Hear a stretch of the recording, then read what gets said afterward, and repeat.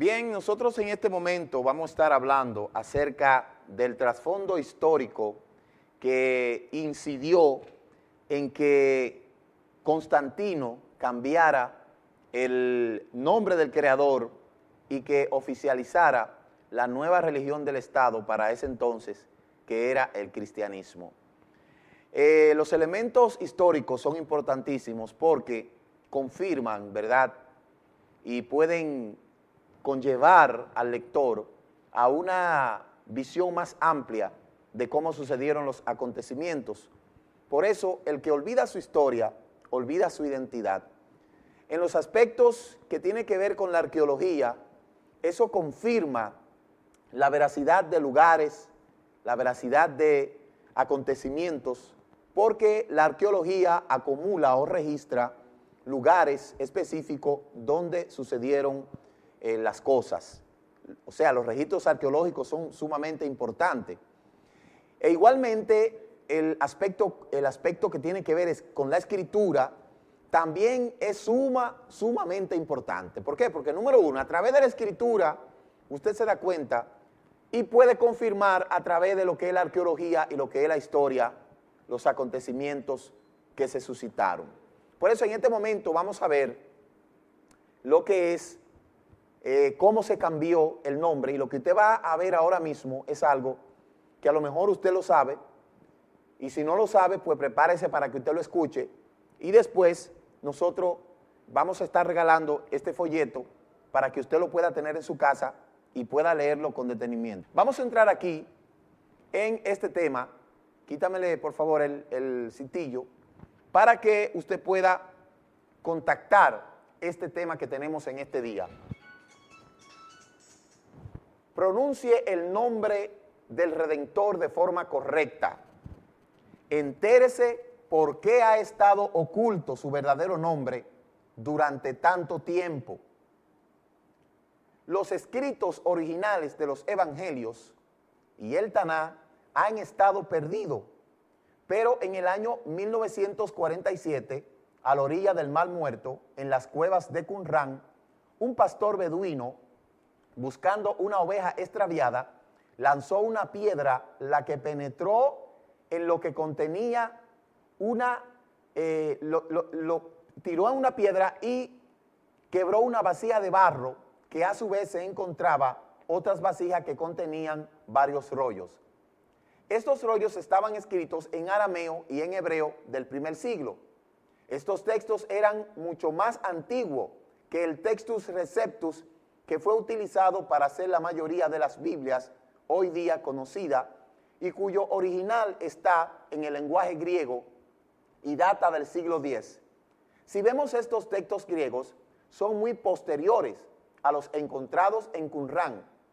En el siguiente panfleto usted se enterará de la verdad de cómo los nombres y el latrocinio que sufrieron los textos originales al transliterar su contenido con la finalidad de sincretizar con las religiones de los pueblos del mundo. Quizás muchas de las opiniones vertidas sobre el por qué sincretizaron y transliteraron los nombres del supremo hacedor del universo y el de su hijo, algunos piensan que fue todo un complot para borrar de la faz de la tierra su nombre verdadero. Otros piensan que era necesario hacerlo para el sincretismo como señuelo para que los pueblos aceptaran los escritos bíblicos sin dejar de pronunciar sus deidades paganas. Lo cierto es que lo hicieron, y esto es comprobable, y veamos los siguientes ejemplos. Número 1, en la Biblia alemana fue llamada Gott, que es la raíz de Gutum, el dios de los teutones. Número 2, la Biblia inglesa fue llamada Gad. En hebreo, el término Gad significa suerte, y se puede ver en el Viejo Testamento una ciudad llamada Valgaat, construida en honor a su dios Gad. En portugués, Deus. En latín, Deu o Deus. En griego, Dios es Oeus, que es Zeus. También se escribe Aios o Dios, al igual que Júpiter, que también tiene la misma raíz, Adía, al igual que la palabra diablo, de cuyo origen, Deivos, deriva del griego Teus, y la palabra Dios. La palabra Dios fue utilizada por primera vez por Platón para invocar su divinidad, el dios Panteón, el Zeus griego y el Júpiter romano. El hecho de haber cambiado su nombre y sustituirlo por el de los dioses de los pueblos fue una gran aberración, dado que el nombre original fue pronunciado y escrito por primera vez en arameo y en hebreo antiguo. El griego es un lenguaje plagado de paganismo y su influencia en las otras culturas fue tal que hoy en día el español tiene presente sus dioses y sus diosas. El calendario gregoriano, los días de la semana, los meses del año, los planetas del sistema solar y muchas palabras más, como día festival, carnaval, etcétera. Sumamos todo esto al hecho de que las innumerables citas bíblicas donde se destaca un celo particular del soberano por su nombre, para que éste sea pronunciado por toda la tierra, entonces comprenderemos mejor los siguientes puntos a exponer. Las Escrituras nos relata en el libro de Oseas, capítulo 4, verso 9, que la tierra será consumida por el fuego de su celo, porque Él va a cambiar a los pueblos para que tengan labios puros para invocar su verdadero nombre, y que todos los pueblos sirvan bajo el mismo yugo. Esto se puede interpretar como la unificación de las naciones, adorando su verdadero nombre y guardando su Torá. En el libro de Malaquías, capítulo 4, desde el verso 2 hasta el 4, nos dice claramente que a los que temen su nombre le nacerá el sol de justicia, con la sanidad en sus alas, romperán en salto, y que esta gente temerosa de su nombre podrá pisotear al perverso, el cual será ceniza debajo de las plantas de sus pies, como dice Bereshit, Génesis, capítulo 3, del 14 al 15. Pero es una promesa expresada para los que invoquen y teman su verdadero nombre. ¿Cuál es ese nombre? Este nombre es el que hablamos, es el que fue quitado de los rollos originales y está registrado en el libro de Génesis con un nombre que debe ser recordado para siempre, por la eternidad, como un memorial, generación tras generación. Este nombre le fue revelado a Moisés como Yu-Hei-Va-Hei, el cual suena en hebreo como Yahweh. Hoy en día es conocido como el tetagramatón, Yud, Hei, Vat, Hei. Si podemos ver ahí el tetagramatón, este es el nombre del Eterno en hebreo. Y más abajo tenemos el nombre del Eterno en hebreo antiguo. Si este nombre se escribió y pronunció desde el principio en hebreo, se puede continuar pronunciando de la misma manera, ya que los nombres propios no se traducen. El hecho de hacerlo expone a cambiar el significado que contiene el mismo y conlleva a suplantar la identidad de la persona. Esto se puede ver hasta en los tratados internacionales que tienen los países del mundo al no alterar, cambiar el nombre de las personas, aunque dejen de residir en su lugar de origen. Estos nombres han de pronunciarse como fueron asentados al momento de su nacimiento. Para tal caso, el nombre de Francisco López, nacido en el Perú, deberá ser pronunciado como Francisco López en Estados Unidos, y no como Fran López o François López en Francia o Francesco López en Italia. En su pasaporte reside el nombre que éste tiene desde que fue asentado en el registro ciudadano de cualquier país. Desafortunadamente, los nombres divinos fueron cambiados y con ello su verdadera identidad y significado. No importa si se hizo intencionalmente o no, lo cierto es que lo hicieron. Y con esto desataron una serie de sucesos negativos para toda la humanidad, por el hecho de que los nombres de las deidades oscuras, que no son absolutas. A continuación expondremos cómo sucedió esto. Si nos gusta llevar el recuento de la historia, hemos de saber que en el año 313 del tercer siglo tuvo lugar una unificación religiosa más grande jamás conocida en la historia. Los historiadores señalaron que la principal preocupación era la unidad del Imperio Romano, el cual se estaba quebrajando, en el cual estaba dividido por las divergencias religiosas, aspiraciones políticas y la sed de poder que existía entre el Senado, generales y emperadores de la corona romana. El edicto de Milán en el 313 no es otra cosa que darle al cristianismo, que surge como la religión dominante después de este concilio, el lugar de plena legalidad entre las demás religiones. Para ello tuvieron que hacer una mezcolanza de dogmas y cultos con las demás religiones paganas y luego legitimarla, oficializándola como la nueva religión. El proceso tomó su tiempo. Esta mezcolanza trataba de conseguir la benevolencia de la divina representada por cada cultura, y para lograrlo utilizaron el sincretismo para conseguir la aprobación universal religiosa de cada pueblo y proteger de esta manera a Roma su inminente caída, que más años tendría de no ejercer una estrategia que tratara de retener toda su riqueza y posesiones conseguidas de otros pueblos. Con el edicto de Milán se logra en vigencia el culto a las imágenes, supuestamente para que los creyentes fueran edificados por el recuerdo de los santos. Júpiter antes de ahora puede ser venerado como un San Pedro. Fiestas paganas reciben el nombre de cristianos. Constantino fomenta la construcción de edificios especiales para que los cristianos puedan competir con los judíos y los paganos, de modo que estos ya no se reúnan en sus casas. Estas son solo algunas de las metas logradas bajo este edicto, que al analizarlo detenidamente, vemos una tela araña cuidadosamente entretejida para lograr la unificación religiosa del Imperio Romano. Durante el siglo III, Constantino, quien gobernó Roma para ese entonces, fue un astuto emperador, muy consciente de la necesidad de una sola religión unificada y fuerte. Para lograrlo, convocó el Concilio de Nicea. Con ello también lograba la unificación militar y económica de Roma. Constantino se bautizó en su lecho de muerte y al final de su vida para purgar la culpa de haber ejecutado a su hijo mayor injustamente, ya que le prometieron que la ceremonia lavaría sus pecados. Antes de eso, rindiendo culto y adorando al dios Sol invicto, Mitra, como un pagano.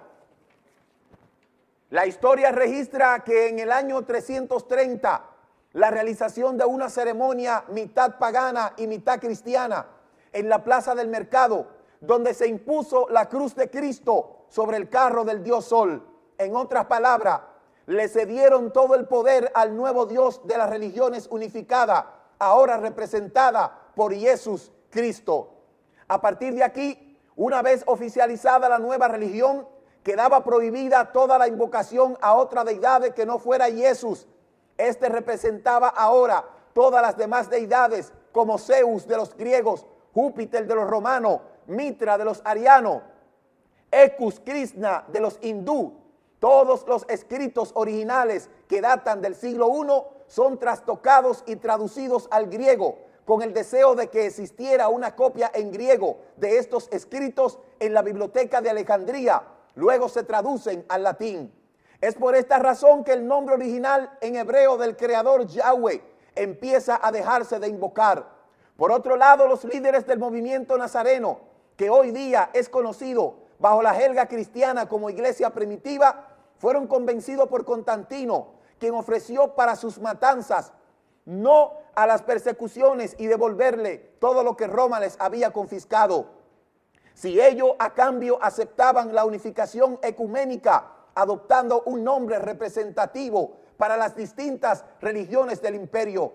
Los dioses antiguos no han desaparecido, amigo. Estos fueron reunificados bajo el nombre latinizado de Jesús Cristo, el cual proviene de un acrónimo judío blasfemo y del saludo para reverenciar a Zeus, Jesús, Hail Zeus. Fue hasta el siglo XVI, después que se invirtiera la iota, yonga y jota, que se invoca como Jesucristo. Por otro lado, nos llama la atención de que ese nombre esté ligado a la etimología de algunas especies raras de animal. Veamos lo siguiente. Jesús viene del caballo hebreo y Jesús, mamífero del orden Artilodáctilo de la familia Suidos, género sus del latín. Cristatus, posición muy atrasada de las patas delanteras de este animal. Ictus, terminología que simbólicamente es representada por un pez. Etcus, venerado por un tipo de becerro. Sencillamente es porque este nombre trabaja con el espíritu de los dioses de la antigüedad, representado en su mayoría por animales, bestias, becerros y otra especie. Y este nombre que está siendo utilizado hoy en día para invocar supuestamente a nuestro Redentor, se necesita ser tan inteligente para comprender que no se le puede llamar Jesús y ni siquiera existía la J cuando Él pasó por este mundo.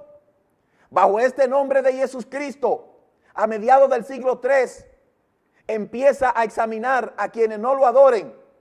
Se calcula que bajo este nombre se asesinaron alrededor de 60 millones de personas, entre judíos, árabes y paganos. La cruz de Cristo ahora gobernaba desde el carro del dios Sol y la espada sangrienta de los cruzados, y ponía sumisión y aceptación a la nueva fe. Pero esta bestia manda a matar a quienes no le adoren. Apocalipsis 13:15. Otro hecho de que nos convence fue la falsedad de que esta religión, la cual mantiene sumida en el engaño a millones de personas, es que los manuscritos originales prohíben la adoración a imágenes, y esta prohibición está en el segundo mandamiento. Esto resulta bastante fácil para los romanos, quienes acostumbraban a adorar imágenes, ritos que siguen siendo practicados hoy en día. Por tal razón, quitaron el original, el segundo mandamiento, y partieron el 10º mandamiento en 2 partes, y así fueran 10. De esta forma podían continuar adorando a sus demonios, sus imágenes prohibidas. Hay millones de personas en la oscuridad, y esta religión sigue representándose como ángel de luz. Millones siguen invocando a la deidad romana, a la que representa el dios Sol y el paganismo moderno. A continuación, expondremos 10 razones para considerar que el nombre de nuestro Redentor debe de ser invocado como Yeshua y no como Jesús. Esperamos que usted entienda y reconozca que los nombres en hebreos del Creador y sus profetas fueron helenizados cuando estos fueron reescritos al Nuevo Testamento en griego. Por eso, a continuación, vamos a ver cómo se suscitaron estas cosas. Número 1, los padres terrenales de Yeshua eran hebreos, por lo que el anunciamiento del arcángel Gabriel se hizo en el idioma hebreo. Por lo tanto, su nombre es hebreo. Jesús no es un nombre hebreo. Este nombre le pertenece a un brujo del primer siglo llamado Bar Jesús. Libro de Hechos, capítulo 13, verso 6. El nombre del Padre debe de residir en el Hijo. Éxodo 23, del 20 al 21. El nombre del Padre que se le reveló a Moshe y conocido como el tetragramatón, Yud, Hei, Vav, Hei, que en hebreo suena como Yahweh, pero su nombre corto es Yad. Éxodo 15:2, Salmo 68:4, Cantares 8:6, Isaías 12:2, alrededor de 25 citas más confirman que su nombre corto es Yad, que reside en el nombre de su hijo Yeshua, de modo que el hijo tiene la raíz del Padre. Los versículos expuestos en el numeral 4 declaran que la salvación que la humanidad recibiría sería por medio del arcángel Yahweh. Este ángel es Yeshua, cuyo significado es Yahweh salva. Yad, forma bilítera corta de Yahweh, y Shua, salvación. Shimeón, hombre justo, quien había venir la revelación, que vio al Mashiach antes de morir, tomó el niño Yeshua en sus brazos y pronunció una verajá, una bendición en hebreo, diciendo: ahora Yahweh, de acuerdo con tu palabra, tu siervo está en Shalom. Cuando le quieras despedir, porque he visto con mis propios ojos tu Yeshua, salvación, en hebreo, como dice Lucas capítulo 2, verso 28. Esto le fue confirmado por el ángel a Yosef, el padre terrenal de Yeshua, porque él salvará a su pueblo de sus pecados. Mateo 1:21, Mateo 15:24. Cuando se colgó a Yeshua en el madero, Poncio Pilato mandó a colgar 3 letreros. Uno en hebreo decía: Yeshua, Hasnori, Umelech, Yahudín. Si se observa las iniciales de cada palabra, verá el nombre del eterno Yahweh. Este es el nombre que le fue revelado a Moshe como un memorial para que fuera recordado e invocado de generación en generación. En el hebreo antiguo, cada letra, la Aleph, Bet, representa una figura pictograma. Miremos lo que representa el nombre de Yeshua en hebreo. Yud representa la forma de una mano, significa el acto. Shin, forma de diente, significa moler o consumir. Vat, forma el clavo, significa estaca. Ayin, forma ojo, significa dirigir la mirada hacia. Forma contemplar, significa observar al hombre. Esta codificación debe descodificarse como la mano molida por el clavo en el acto consumado, observa y contempla el hombre. Esto no se cumple ni en sueño en el nombre de Jesús. Además la iota, no apareció sino hasta el siglo XVI. Tardó más de 1300 años para que los cristianos pronunciaran el nombre de Jesús como tal. Después de Nicea, el nombre que representaría su nueva religión se consensuó como Jesús Cristo. Las modificaciones del nombre continuaron hasta el siglo XVI. Luego, con la invención de la imprenta, se hizo fácil la producción en serie de una Biblia para que todos pudieran tener acceso a ella. Pero esta Biblia ya traía los nombres originales cambiados con el fin de que fuera aceptada por todos los pueblos del mundo. Eso se llama sincretismo, dejando a un lado el mandato de invocar su nombre, tal como le fue mandado a Moshe, que fueron conocidos en el siglo I. El Redentor se le reveló a Shaul cuando iba hacia Damasco. Las escrituras dicen que él le habló en lengua hebrea, diciendo su nombre en hebreo: yo soy Yeshua a quien tú persigues. No le dijo yo, no le habló en griego ni le habló en otra lengua, le dijo en hebreo: yo soy Yeshua a quien tú persigues. No hay otro nombre dado a los hombres por medio del cual podamos ser salvos. El nombre es en hebreo, es Yeshua. Digan delante de los goyín: Yahweh reina desde el madero. Salmo 96, 10. Ahora vamos a ver las divinidades que fueron adoradas antes del concilio de Nicea en el siglo III. Míralo ahí. Primera figura, Zeus, la divinidad suprema del Olimpo, el dios griego del panteón. Segundo, Mitra, adorado por una parte del pueblo persa y una parte de los hindú. 3, Krishna, el dios oscuro de la India. 4, Jesucristo, el dios romano.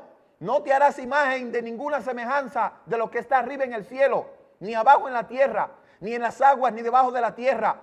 No te inclinarás a ella ni la honrarás, porque yo soy Yahweh tu Elohim, fuerte y celoso, que visito la maldad de los padres sobre los hijos hasta la tercera y la cuarta generación. Y hago misericordia a millares de los que me aman y guardan mis mandamientos. Y Jesús Cristo, número 4, es el Dios de la nueva religión, cuya imagen es adorada por los católicos, cuyo nombre es invocado por los protestantes, quienes también rinden culto al día domingo, a Sunday, día del sol. Celebran también el Natalis Domini, la llamada fiesta de Navidad, atribuyendo el nacimiento del Dios el 25 de diciembre. Y esta es la fecha de nacimiento de todos los dioses paganos de la antigüedad. Hablando de unas notas importantes, al inicio del tercer siglo, mejor dicho, casi 600 años antes del concilio de Nicea, 70 traductores tradujeron la Torá del arameo al griego. Esto debido a que se quería una copia de la ley judía para las bibliotecas de Alejandría. Al hacer las traducciones, ellos sustituyeron los títulos judíos del Creador, como Elohim, Hashem, por el nombre de Dios. Y a su vez los escritos judíos ya han sido reemplazados su nombre Kadosh por estas titulaciones. Los historiadores y escritores del siglo I desconocen el nombre de Jesucristo. Este nombre no es mencionado en ninguno de sus escritos. La palabra griega Cristo significa ungido en español, pero no tiene nada que ver con Mesías. Después de la traducción de la Septuaginta, aparece el nombre del Mesías como Cristo, nombre con el que le bautizaron a cualquier niño griego. Este documento, un documento rabínico antievangélico que trata del año 400, llamado Los Cuentos de Yeshú, en hebreo Tolet Yeshú, el cual cita una serie de acusaciones, burlas, blasfemias contra Yeshua, pero a la vez relata algunas sorprendentes confirmaciones. Según este documento, en el nombre original del Mesías era Yehoshua y no Jesús. Este relata que cuando vino a ser un hereje lunático, su nombre fue cambiado a Yeshu. Yeshu es un acrónimo compuesto de Yemayah Shema Beisro, que su nombre sea borrado. Por eso también algunos judíos han querido que el nombre de Yeshua sea borrado. A pesar de que ha sido cambiado el nombre de Toledo Yeshú, afirma en el capítulo Pasín que Yeshú realizó milagros por medio de invocar el nombre divino. Eso está en la página 2.8. Y en Mateo, en el texto hebreo, dice también Joal. Su venida fue profetizada en la Torá, específicamente en Deuteronomio 32:43. Regocíjense ustedes, lo que con el cielo traigan su bendición a través del nombre de su Padre. Después de leer esta información, usted tiene dos opciones. Seguir en un paganismo consciente diciendo que Júpiter, Zeus, el diablo, Dios te bendiga, o interesarse en investigar más para confesar los nombres Kadoshim. Ahí está escrito este folleto. Si usted quiere que le enviemos este folleto a su correo, escríbanos a ricardomoj7@yahoo.com y con mucho gusto le vamos a enviar este folleto para que usted lo tenga y usted mismo pueda confirmar lo que hemos leído.